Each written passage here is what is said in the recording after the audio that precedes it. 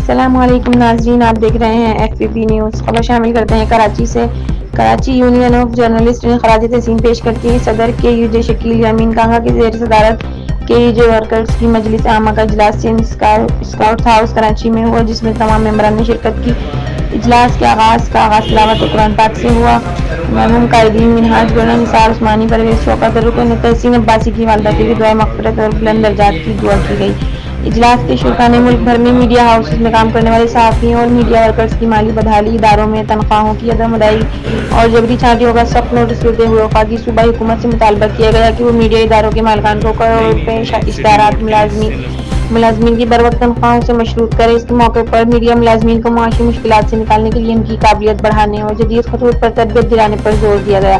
شرکاء نے حکومت سے مطالبہ کیا کہ وہ پیکا کا کالا قانون فوری ختم کیا جائے اور اس کے خاتمے کے لیے دیگر گروپوں، وکلاء اور ایچ آر سی پی سے بھی رابطہ کیا جائے۔ اس کے ساتھ ساتھ سندھ جرنلسٹ پروٹیکشن ایکٹ سے آگاہی کی بھی ضرورت ہے۔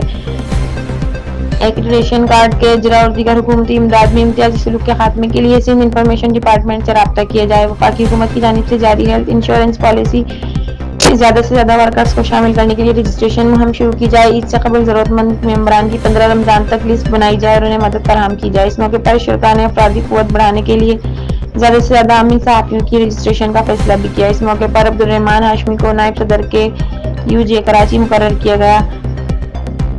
ایپنک کے وائس چیئرمین ادارہ ظفر خصوصی شرکت محمد رستم قادری نے قائم مقام جنرل سیکریٹری کے فرائض انجام دیے۔ پروگرام کی روح رواں کے صدر کراچی شکیل یمین کانگا تھے۔ انور احمد مندوب سمیت دیگر عہدیداروں نے بھی اپنی اپنی رائے کا اظہار کیا۔